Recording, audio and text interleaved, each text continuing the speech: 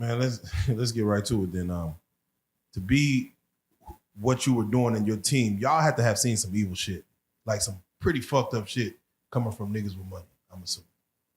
Well, you see that from niggas who don't have money also. Right. You know what I'm saying? So you see a lot of shit. It is what it is. So, I have to ask you then, because sometimes when you see like, let's say a Puff, he might have a manager who might be an enabler, like to help him get to her, like an R. Kelly, whoever. Then you have their bodyguards or security unit who might allow some things to take place. Might see it and just, hey, we're going to just allow because, hey, it's the essence. What was your mentality when it comes to the enablers or the people that allow, or just what, how did you approach a situation that you're like, I don't know about that? I don't know what you mean by that question. That was such a broad and asinine ass question that it's hard to answer something like that. Let me be more direct. Be direct, bro. Let me be more direct. Yeah. Were you an enabler, or did you allow or see stuff that you're like, man, I ain't gonna jump in that? Bro, go ahead. Criminals do crimes with criminals. I've never been a criminal. You understand what I'm saying? Gotcha. So now, if you're looking to answer something about Puff, Puff ain't the Puff. Puff had different phases of his life that y'all don't understand. And let's get down to the nitty gritty of it. You understand? First you got Puff Daddy, who had Daddy's house and the parties and things like that. Then you had Puff. You understand? Then you had Diddy. Then you had Brother Love, and then Love. I had Puff around the stage when he was Puff Daddy and Puff and some of Diddy. Not the new Diddy that they gave the diddler and everything like that. So he ain't the guy, he wasn't the guy that y'all see now back then when he was in Harlem. You understand? He was the guy that our crew chased down the street because he was trying to be a part of it, and he ran. You understand? We brought him back, beat the shit out of him, hit him in the head with cake spoon, with champagne and all the other shit like that. He was wanted to be a part of us. He was the one who used to beg, don't go to the party, please, please, I'm on my way. I'm on my way, so he could walk in the club with us. You understand? So to answer that question, bruh, you're not doing nothing that's gonna cost my livelihood. You understand? You're not gonna do anything in front of me to cost my livelihood. You understand? Now, have I seen some shit? I seen a dude come up in the club and blow somebody's head off. I see the smoke running through the crowd trying to get to the lights. You understand? At a New Year's Eve party. So now I see this guy laying on the ground with his head tore down to the white meat. Did I know who did it? No. Did somebody tell me it's about to happen? Yes, they did. Yo, Gene, somebody got a gun in here. No, they didn't. We searched everybody. He came through the back door of the kitchen. You understand? Yeah. Because it was a restaurant that was giving a party. Yeah. The guy came through the back. I run and turn on the light. And as soon as I hit the light switch, you see, pow, and the gun smoke. Dude ran. That's the kind of crazy shit we see. Yeah. You see girls having sex in the bathroom. That's crazy shit. You grab them with the guys and you throw them out the club. You understand? Yeah. So it gets like that. Right. I have to ask real quick. Diddy's pops. I saw you. There was you had mentioned that as far as Diddy's pops, his dad was murdered. Yes, sir. Yeah, that I didn't know. Did you know of his pops? I didn't know of his pop. I ain't know jack shit about his pops. I learned from his pops from one of the biggest gangsters in Harlem, New York Freddie, right?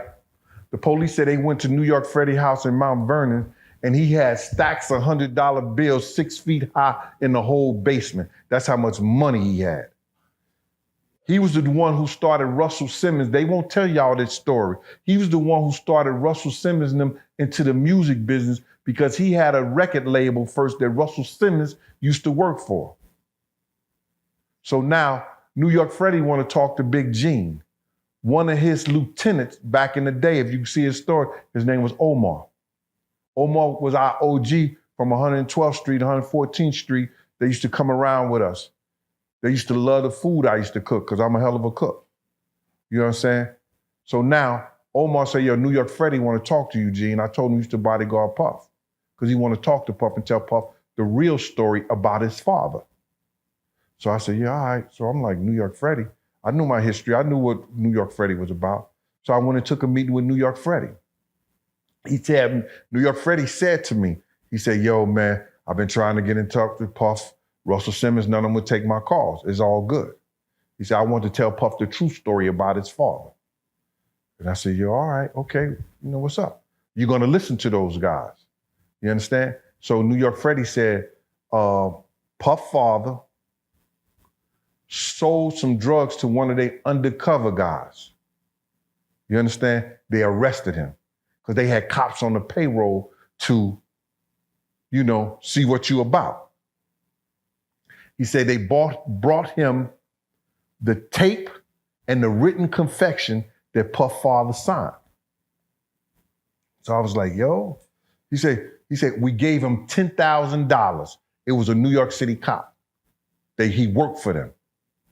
He said, we gave him $10,000. Puff father said that he only told because he had a wedding to go to, which I thought was hilarious. You understand? This is coming from New York Freddie. So he said that I wanted to talk to Puff, but he wouldn't take my calls, he wouldn't see me. He said, I wanted to let him know that I told the guy, y'all got to get rid of him. Y'all brought him in, y'all got to get rid of him. So all these people talking about he worked for Frank Lucas, he worked for that part like that. He may have gotten some things from them or whatever, did some work. Nah, he worked with New York Freddie team. And New York Freddie told the dude to get rid of him. Now, if Puff father was all that big of a gangster and he was all that and everything like that, why is he driving a cab? None of the gangsters in Harlem drove cabs. They drove Cadillacs, Rolls Royce, Mercedes, etc. You understand what I'm saying? So now, Puff father get murked by the dude that brought him in. And New York Freddie said to me, he said, I want to let him know the dude that was crying at the hardest at the funeral, carrying the casket, was the one who killed him. Yeah. So now, this is crazy to me, right? About a month ago, I told that story, right? A young lady, a woman, who was dating Puff father, hit me on, what y'all DM me on the DM. The Instagram. She said, Big Gene, she said, thank you for telling my story, that story. He said, I was dating for Puff father. And I went up to Flash Inn. It was a thing on 155th and McCombs Avenue in Harlem.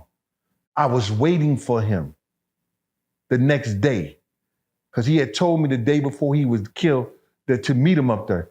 He said, New York Freddie and all they crew was up there laughing and joking, and they knew about Puff father that got killed. So now I knew why they was doing that. Yes, sir. Real nice story. What made you leave Diddy's side? Who said I left his side?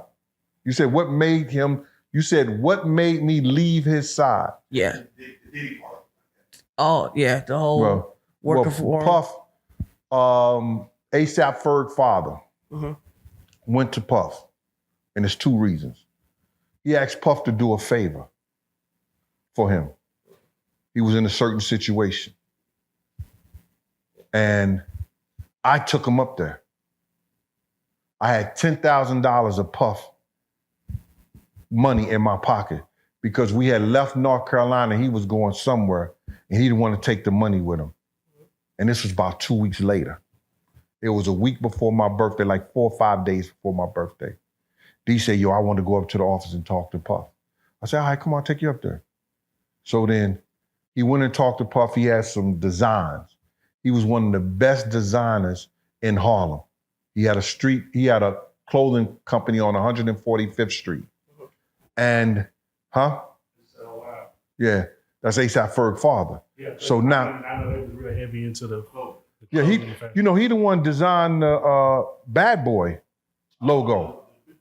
Yeah, and he designed the old Uptown Record logo too. You know what I'm saying? So this guy was incredible. The people used to come and steal his designs and mass produce it.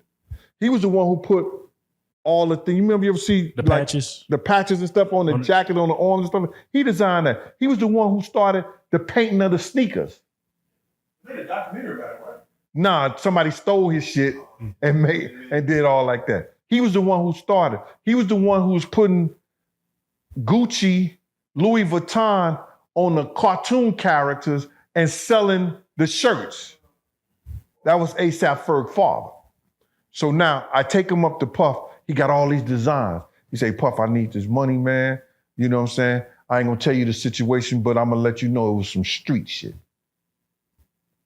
Now this is the dude when Puff lost his job at Uptown Records and he couldn't pay his car note. He couldn't pay his rent. He got $3,000 from Mike Cock. You know what I'm saying? And this dude named, they call him Mike Sessions now because he grown, he older. You know what I'm saying? But he was known as Mike Cock back in the day. He got $3,000 from Mike Cock. D. Ferg gave him money. This new Puff was talking about committing suicide. I said, well, let him. You know what I'm saying? Nigga, that weak, let him. You understand? So then now, he gave this dude a lot of money because he was collecting money from the same gang dudes to make sure Puff could pay his rent, pay his car note, and survive until he got with the butt naked guys, you know, Corey, Wolf, and L. That was a crew called Butt Naked. You know what I'm saying? He got with them. They gave parties, bro. Yeah, I'm just, bro. I'm not tripping on. You know, we have some crazy names back here. Like there'd be like in Dallas, it'd be like Smash Head and Pumpkin Boy. The names that like old school or OGs used to have back in the day just. Yeah, it was butt naked, and they logo a booty ain't a booty unless it's butt naked. Amen. All right. Nah, for real. So now he got money, gave Puff and everything like that. He went up and asked Puff for lazy money like that. Now I could have just gave him that money I had in my pocket because Puff had completely all about it, forgot all about it. Never asked me the 2 weeks he was back in town and nothing like that because I only had Puff on weekends, Friday, Saturday, and Sunday. When I get off work on Friday, you understand, they'll call me, yo, Gene, you got Puff? Yeah, I got him. You understand? Saturdays and Sundays, I have them all day. You understand? Those was my days. So now, D asked him for the money. Puff said, I don't think I could do it. So D left out the office. I said, D, wait here for me outside. I said, you ain't gonna give Puff, you ain't gonna give D that money, dog? He was like, nah. He said, Gene, I can't do it. I can't do it right now. I said, well, here go your 10,000 that you get. He said, 10,000? I said, yeah, you gave it to me 2 weeks ago, nigga. Here, gave it to him. He said, you tell D about that? I said, no, that ain't none of his business. Wait, Puff was I don't want to say broke, but struggling artist. This is when he became, he was on now. Okay. This is some time after. This was after the city college. See, I gave you the time when after the city college, he lost his job. Nobody was effing with him the whole 9 yards. Then he went to that whole period where the dudes from Butt Naked, Wolf, L, and Corey, gave him the money to start up Bad Boy so he could keep Big, Craig Mack, and everything. Then he gets the deal from Clyde Davis. You understand? Now they put out Flavor in Your Ear. Do the Big Mac commercial, that Big Mac campaign, when he put Craig Mack and Big into that box, in that Big Mac box, that a kid from his label, Mel Love, he thought of that. Puff ran with the whole campaign and the whole 9 yards. Huh? It's a check. Yeah, it's a check. So now he's on. He's Puff. You know what I'm saying? So he's on. D. Ferg went to him and said, yo, my man, I need to do this, He said, nah. Out of all the shit D had done for him, Although he only gave D $1,500 for that design and promised that he was gonna look out and take care of him. You understand what I'm saying? That label's known worldwide. That image. Long story short, I gave him his money. I walked out the door. D said, I ain't never ever fucking with him ever again, Gene. I said, yeah, all right. So we were straight for my birthday, right? He said, yeah, we straight. I said, you all right? He said, yeah, I'm all right. Nigga died the next day. Oh, come on, man. Damn. On the 17th of October. My birthday, October the 16th. Real life. If that ain't real life, it ain't real life. Just ain't real. Real life street stars. You know what time it is.